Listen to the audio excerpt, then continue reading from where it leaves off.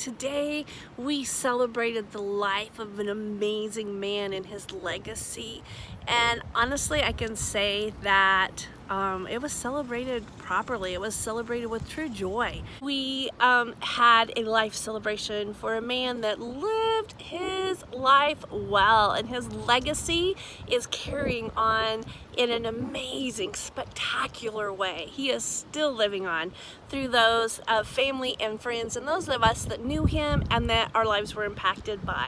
One of the things that came out of the celebration of life today, some people say the worst tragedy in life is death, but that is not the truth. The worst tragedy of life is not living your life to its fullest and not living the purpose that you were created for.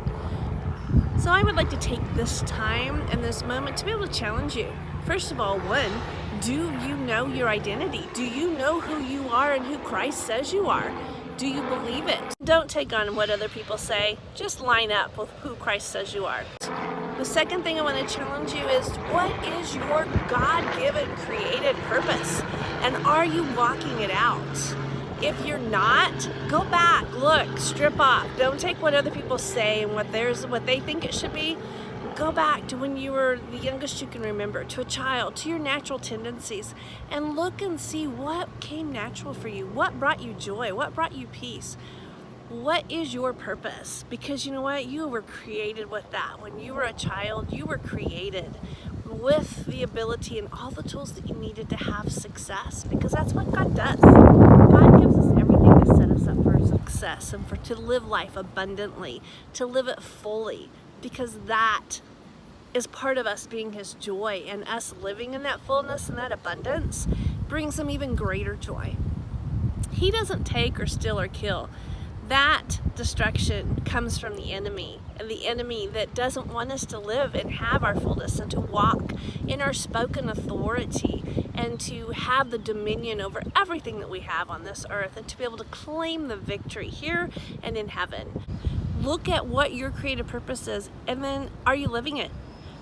Is what you're doing, what you're sowing, your energy, your finances, your time, everything that you have, are you sowing into your creative purpose and living it fully, so that at the end of your mission on this earth, that you can look and say, oh yeah, I nailed it.